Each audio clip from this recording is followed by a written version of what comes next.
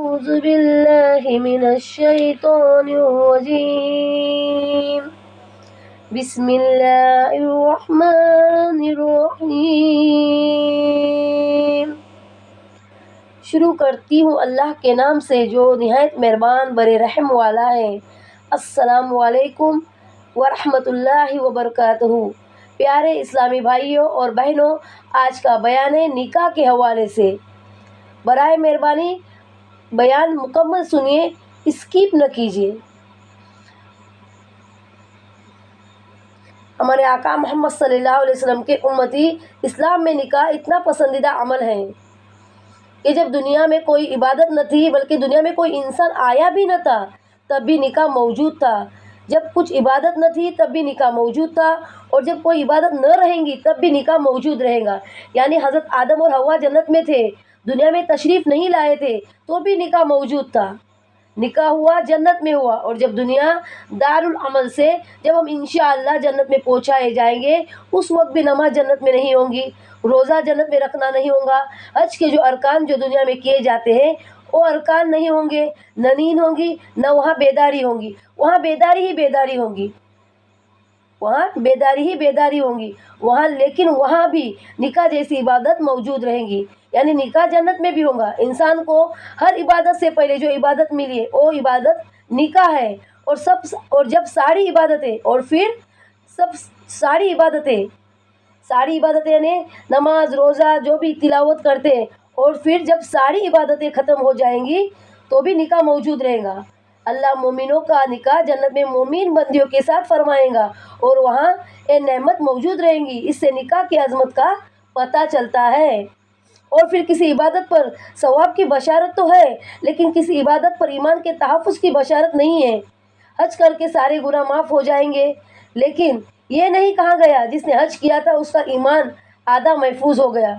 پھر ثواب کی بشارت، انسان نماز پڑھے تو پھر ثواب کی بشارت ہے. انسان نماز پڑھے پھر ثواب کی بشارت ہے، گناہوں کی مغفرت کی بھی بشارت ہے. انسان نماز پڑھتا ہے تو ظاہر سی بات ہے کہ ثواب کی بشارت ہے، گناہوں سے مغفرت کی بشارت ہے. لیکن ایمان کے تحفظ کی بات نہیں کی گئی ہے. قربان جائے نکاح وہ پسندیدہ عمل ہے. ہمارے آقا محمد صلی اللہ علیہ وسلم نے ارشاد فرمایا، جس نے نکاح کیا اس کا آدھا ایمان محفوظ ہو گیا. اللہ تعالیٰ نے نکاح کرنے والوں کو آدھے ایمان کے تحفظ کی بشارت دی ہے. نکاح جیسی عبادت کو، نکاح جیسے نیک عمل کو ہمیں سر عام بدنام نہیں کرنا چاہیے. آج کل لوگوں نے نکاح کو فیشن بنا ڈالا ہے. کوئی 4 شادیاں کرتا ہے، کوئی 2 شادیاں کرتا ہے، یعنی نکاح کو مذاق بنا ڈالا ہے. میں مانتی ہوں کہ اسلام ہمیں 4 شادیوں کی اجازت دیتا ہے، 2 شادیوں کی اجازت دیتا ہے، ایکسیٹرا جو بھی ہے. لیکن وہ کیوں اجازت دیتا ہے اسلام؟ اگر کوئی مجبور ہے، کوئی مفلس ہے، کوئی بیوہ ہے، بے سہارا ہے، تو اس سے شادی کرو، اس سے نکاح کرو اور اس کی تکلیف کو کم کرو. اس سے نکاح کیا جاتا ہے. کوئی نفسانی خواہشات کو پورا کرنے کے لیے 2 4 5 نکاح نہیں کیے جاتے ہیں. نکاح سادگی سے کرنا چاہیے. نکاح میں وفا ہونی چاہیے. نکاح میں رنگ روپ مال دولت نہیں، عمر نہیں، بلکہ اخلاق ایمان دیکھنا چاہیے. اور اس عبادت کی عبادت اس طریقے سے کرنی چاہیے جس کو اللہ تبارک و تعالیٰ نے عبادت کا نام دیا ہے. اس نیک عمل کو یعنی نکاح کو اللہ تبارک و تعالیٰ نے عبادت کا نام دیا ہے. تو ہم اس عبادت کی عبادت ہمیں کیسی کرنی چاہیے؟ وفاداری سے، ایمانداری سے. ہمارا ایمان مضبوط ہونا چاہیے. جب ہمارا ایمان مضبوط ہوگا تو سب کچھ صحیح ہوگا. ہمارے اسلامی بھائی اللہ ماشاء اللہ سب ایک جیسے نہیں ہوتے.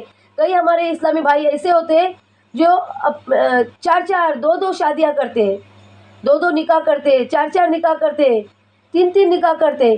کیوں کرتے ہو؟ اگر میرے کسی اسلامی بہن کی زندگی برباد کر کے اگر تم دوسرا نکاح کرتے ہو تو یہ نکاح جائز نہیں ہے. اگر تم دونوں بیویوں کا مکمل حق ادا کر سکتے ہو، مکمل ذمہ داری اٹھا سکتے ہو، تو تمہیں اسلام اس کی اجازت دیتا ہے. دونوں کو اتنا ہی پیار دو، دونوں کی اتنی ضرورت پوری کرو. ہر چیز سے، پیسہ، کپڑا، کھانا پینا، ہر چیز سے، محبت سے، وفا سے دونوں کی اگر ذمہ داری مکمل نبھا سکتے ہو، مکمل پوری کر سکتے ہو تو تمہیں نکاح جائز ہے.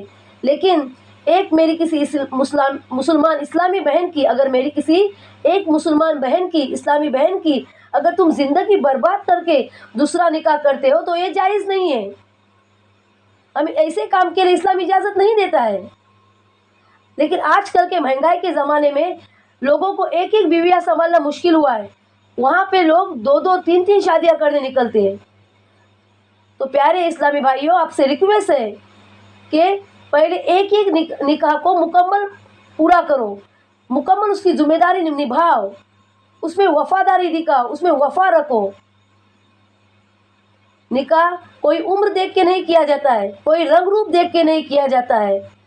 اگر عمر کو دیکھا ہوتا تو ہمارے آقا صلی اللہ علیہ وسلم نے حضرت امہات المؤمنین حضرت خدیجہ سے نکاح نہیں کیا ہوتا.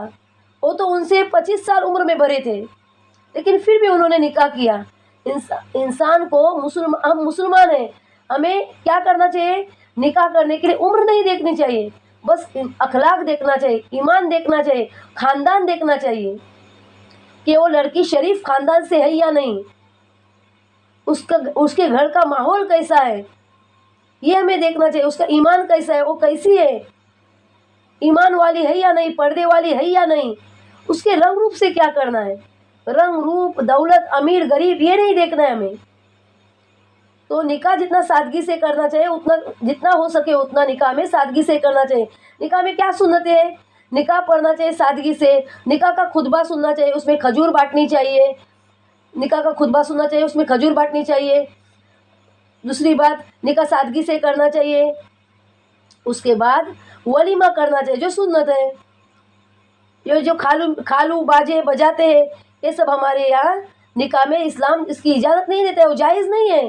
کھالو ڈی جے باجے، شادیوں میں ڈانس وغیرہ یہ جائز نہیں ہے. جتنا ہو سکے اتنا نکاح سادگی سے کرنا چاہیے. اور جب نکاح ہو جائے تو اس میں وفا ہونی چاہیے، ایمانداری ہونی چاہیے. میرے اس بیان میں کچھ بھی غلطی کوتاہی ہو تو برائے مہربانی مجھے معاف کرنا. اللہ تعالیٰ کہنے سننے سے زیادہ عمل کرنے کی ہمیں توفیق عطا فرمائے، اور اس بیان پر عمل کرنے کی ہمیں توفیق عطا فرمائے، اور دین علم حاصل کرنے کے ہمیں سعادت نصیب فرمائے. اللہم صلی علی سیدنا محمد وعلی آل سیدنا محمد وبارک وسلم. السلام علیکم.